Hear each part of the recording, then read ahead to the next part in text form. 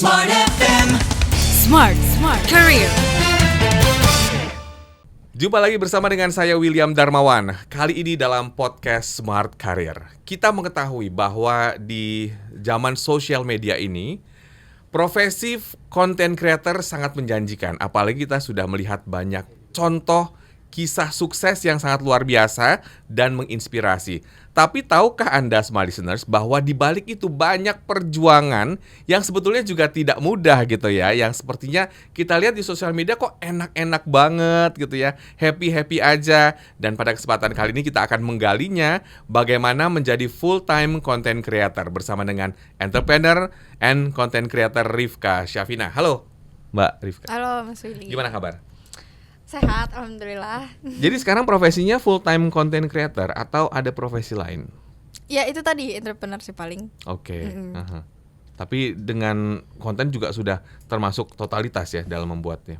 Iya, konten sebenarnya dibuat untuk mensupport yang profesi sebelahnya, yang entrepreneur tadi.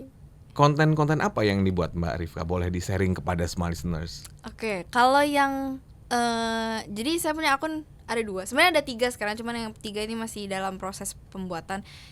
Yang pertama itu sebenarnya dulu ketika zaman SMA sukanya ekonomi.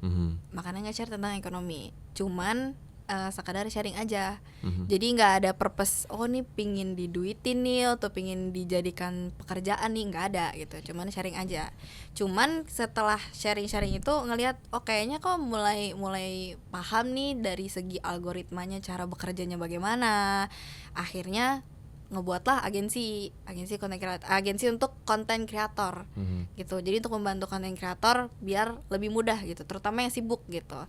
Gitu sih paling. Jadi kalau yang di awal itu mulai ekonomi, kemudian berubah menjadi ke arah bisnis sih sebenarnya.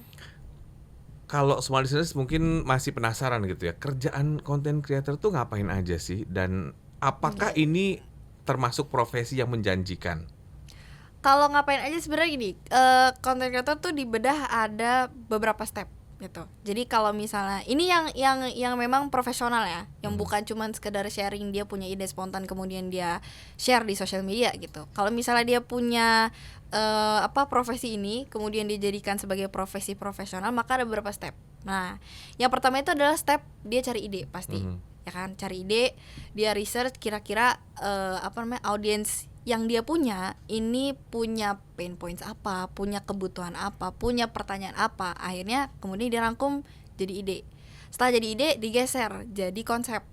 Setelah jadi konsep digeser lagi jadi skrip, ya kan? Skrip ini kemudian di shoot. Setelah syuting diedit, setelah edit dijadwalkan atau di manage kira-kira mau kapan tayangnya, kemudian baru di-upload. Sebenarnya kalau mau profesional sebenarnya seperti itu.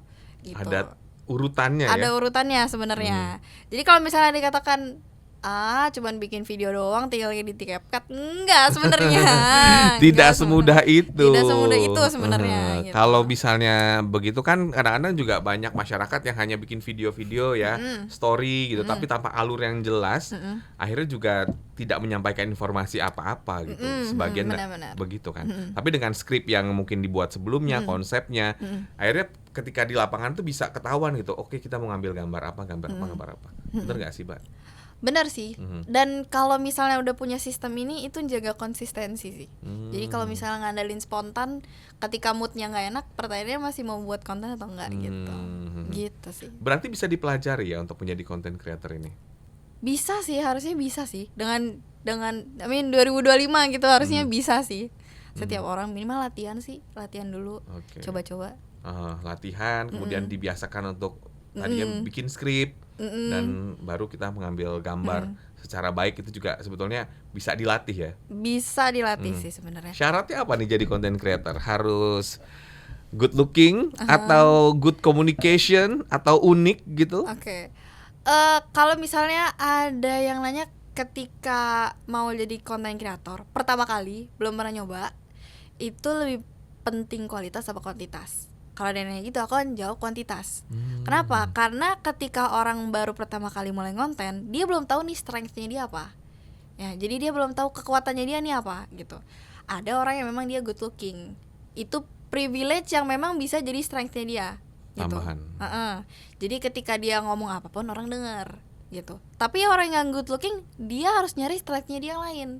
Misal dari suara gitu. Atau kalau dia backgroundnya sebelumnya host, dia punya cara pembawaan yang menyenangkan, yang menarik, yang entertaining, education bisa jadi entertainment juga gitu. Itu jadi slide-nya dia Jadi juga strange, ya. gitu.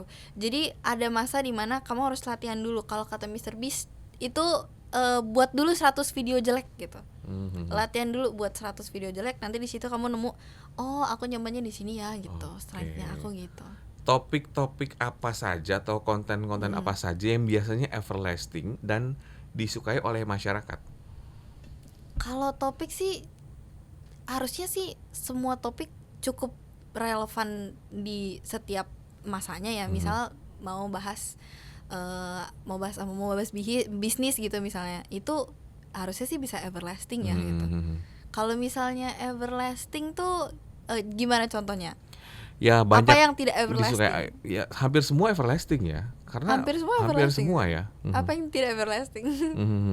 Mostly ya semua masih bisa kita lihat mungkin beberapa tahun ke depan, bahkan beberapa puluh tahun ke depan gitu informasi itu. Saya tuh pernah lihat ada satu konten tuh menarik banget. Jadi dia tuh sebetulnya membahas soal ekonomi, tapi cara pembawaan itu santai banget, ringan banget, dan itu banyak videonya viral. Oke. Nah itu mungkin yang begitu kali ya, yang mungkin disukai oleh masyarakat. Sesuatu yang berat, tapi disampaikan secara ringan dan mudah ditangkap gitu oleh masyarakat banyak gitu. Karena sosial media itu kan sifatnya sekilas gitu ya. Setuju nggak sih? Setuju sih. Harus membuat gimana caranya topik yang, apalagi kalau bahas topik yang berat ya. Topik misalnya gimana caranya orang dia backgroundnya perpajakan, mau jelasin ke orang-orang edukasi tentang pajak, tapi dibuatnya secara menarik gitu misalnya. Itu sih. Itu dibutuhkan kemampuan, dan sebetulnya kalau yang saya tangkap ya dari perbincangan ini, selain kemampuan, latihan. Jadi dengan kita banyak bikin konten, akhirnya kita bisa nemuin nggak sih, nemuin seperti apa kekuatan kita. Nah, modal dasarnya untuk menjadi content creator tuh apa? Apakah editing video atau harus foto-foto yang estetik gitu? Pede dan communication skill mungkin ya. Itu sih, itu pede, kreatif, communication skill. Kalau editing itu kan teknis, orang lain bisa ngerjain gitu. Tapi kalau kitanya nih sebagai content creatornya ini punya jiwanya nggak gitu. Gitu sih paling. Termasuk profesi yang menjanjikan ya. Untuk beberapa tahun ke depan mungkin ada gambaran sampai berapa lama gitu profesi ini akan ramai diminati. Menjanjikannya nih maksudnya gimana nih? Apakah dia bisa memberikan income per bulan gitu? Kalau misalnya content creator sih dia industri yang uncertain ya. Jadi kalau dikatakan menjanjikan nggak terlalu. Kenapa? Karena uncertain. Jadi kalau misalnya belum punya pekerjaan yang certain, jangan langsung resign habis itu jadi content creator gitu. Terlalu tidak pasti gitu. Beresiko, sangat beresiko gitu. Dan apalagi content creator kan ada level-levelnya ya gitu. Dia ada level nano, ada level mikro, ada level makro, ada level mega gitu. Ketika kita masih di nano gitu, belum banyak yang ngelirik, belum banyak kesempatan yang mendatangkan kita misal income yang kita pinginkan gitu. Belum semenjanjikan itu sih sebenarnya gitu. Jadi kalau pingin menjadi content creator, jangan ditinggalin job yang sebelumnya. Kecuali kalau memang sudah banyak gitu ya yang masuk gitu. Kalau misalnya sudah kayaknya bisa deh gitu, dalam 1 bulan brand masuk atau sudah dikontrak misalnya sama brand ini jadi brand ambassador atau kamu jadi KOL ini gitu, mungkin bisa gitu. Apakah follower juga menentukan bayaran atau view atau jumlah follower tadi gitu ya? Atau apa sih sebetulnya menentukan nilai atau harga sebuah postingan gitu ya, baik story atau feed atau mungkin ulasan gitu di TikTok? Oh jelas sih, kalau misalnya followers dan engagement itu pasti jelas menentukan bayaran. Ini endorse ya konteksnya ya. Kalau konteksnya endorse ya pasti menentukan gitu. Dia ada di posisi level mana tadi gitu. Kalau misalnya dari kacamata KOL spesialis itu kan pasti kan membedah ya kira-kira ini masuknya ke level mana gitu. Nah pasti itu menentukan bayarannya sih gitu. Makin besar harusnya makin banyak. Tapi kalau zaman sekarang ada keunikan untuk yang nano justru.